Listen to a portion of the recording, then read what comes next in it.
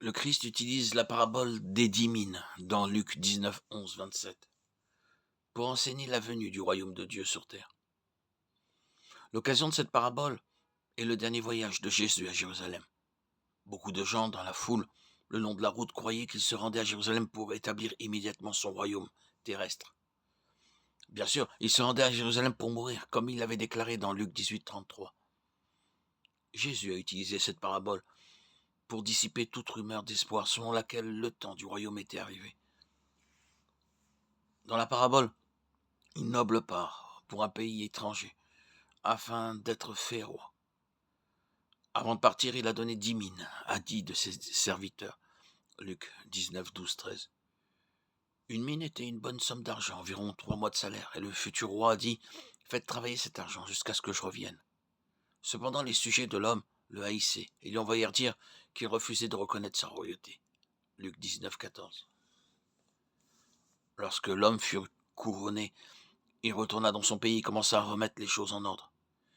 Il appela d'abord les 10 serviteurs à qui il avait prêté les mines. Chacun rendit compte de la façon dont il avait utilisé l'argent.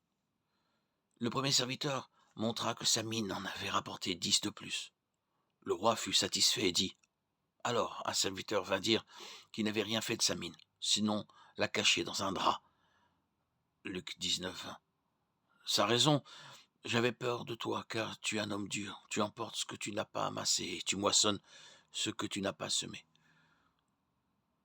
Le roi répondit à la description du serviteur comme étant dur en faisant preuve de dureté, en l'appelant méchant serviteur, et en ordonnant que sa mine soit donnée à celui qui avait gagné 10.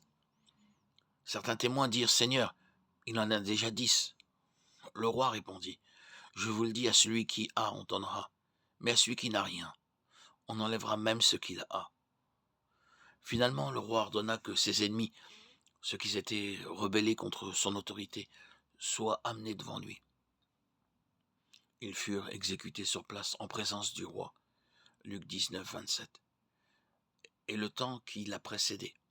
Comme l'indique Luc 19, 11, le point le plus fondamental de Jésus est que le royaume n'allait pas apparaître immédiatement. Il y aurait une période de temps pendant laquelle le roi serait absent, avant que le royaume ne soit établi. Le noble de la parabole est Jésus qui a quitté ce monde, mais qui reviendra comme roi un jour. Les serviteurs que le roi charge d'une tâche représentent les disciples de Jésus. Le Seigneur nous a donné une mission précieuse, et nous devons être fidèles pour le servir jusqu'à son retour. À son retour, Jésus s'assurera de la fidélité de son propre peuple. Romains 14, 10, 12. Parce que tu as été fidèle dans une très belle affaire, prends la charge de 10 villes. L'investissement du serviteur suivant avait rapporté 5 mines supplémentaires et ce serviteur fut récompensé par la charge de 5 villes. Il lui dit « C'est bien, bon et fidèle serviteur ». Romains 14, 10, 12. Dans cette parabole, Jésus enseigne plusieurs choses sur le royaume millénaire. Il y a du travail à faire, Jean 9, 4, et nous devons utiliser ce que Dieu nous a donné pour sa gloire.